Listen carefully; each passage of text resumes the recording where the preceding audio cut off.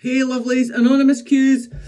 We have weekend mentality, evening munchies, getting out of bed at 6 o'clock in the morning, suntans, and summer barbecue food.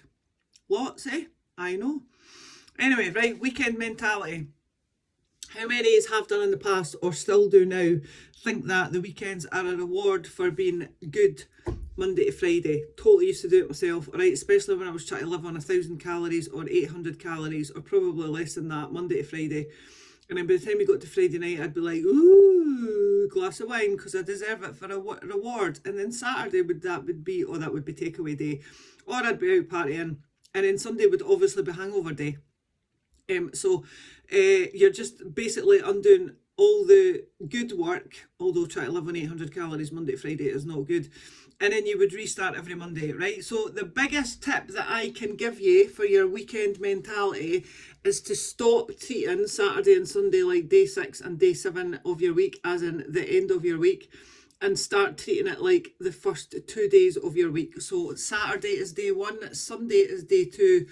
By the time most people are restarting on Monday morning, you'll have 2 days under your belt and you'll be on day 3 and absolutely fucking smashing life. The second top tip I will give you about weekend mentality is if you are eating enough calories Monday to Friday and enjoying your treats daily, like your little bit of chocolate or your sweeties or your cake or your ice cream, and you're not cutting anything out, you shouldn't really need to binge at the weekend on said food, because that is what it is. That's what it is, basically. You're binging on it probably because you're over restricting it during the week.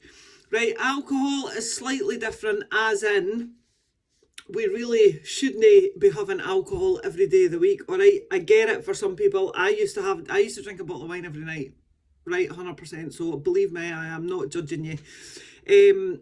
But if you can rein it in for 2 to 3 days per week, right, and have your glass of wine or whatever, just have the same amount on a Saturday and a Sunday. Have a glass of wine. Do you know, if you're going to the pub, have a glass of wine. If you're having a barbecue, have a glass of wine. If that's your thing on a Saturday night, have a glass, not a fucking bottle. All right, it'll help you, I promise. But it takes practice. And remember, the same with alcohol, the answer to trying not to eat, the answer to eating all the chocolate is not to cut the chocolate out, right? It's to introduce it into your diet on a daily basis so that you don't feel deprived, all right? Exactly the same. Evening munchies. Why do we munch in the evening? Possibly because you're under eating throughout the day, and possibly because you will manage to rein it in Monday to Thursday. Again, it's that weekend mentality. They are usually connected, to be fair. But evening munchies, you're probably not eating enough during the day, all right? It probably is a bit of boredom. So, what can I eat? Like, do you need to go through the kitchen like 5 times a night? No.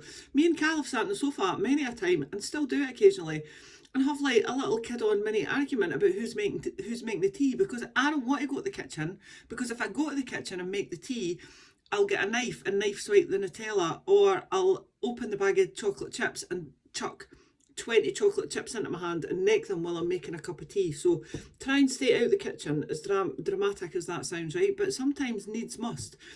You're probably hungry, right? You've probably not eaten enough during the day.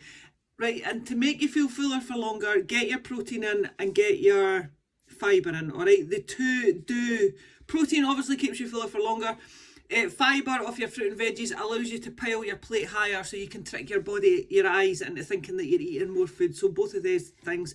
And finally, evening munchies, don't dramatise the event. Do you know, don't do this whole, oh my God, I'm so starving because I always used to eat 3,000 calories at night and now I can't. Yes, you fucking can, all right? You just need to decide whether you want to or not. You can do anything you want. You're an adult. You're all educated women. But you need to give yourself the choice. Choose not to do it.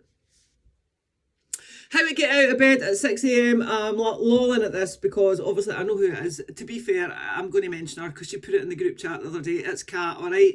She likes to train in the morning. She feels that she trains better in the morning and she doesn't talk herself out of it by the end of the night, and she's got more energy in the morning, but she couldn't get out of her bed. So I said to her, put your alarm over the other side of the room, right? It is actually that simple, but it's also quite scary because I used to not I used to fight to get out of my bed in the morning, and it was a nightmare. And now I've just moved my alarm. Right, it actually works. And now I've also just decided that, well, you know, I want to train at that time in the morning, so choice. All right, so move your alarm. Suntan and peri-meno effects. Do you know, this is hilarious because yeah, I'm just laughing at it.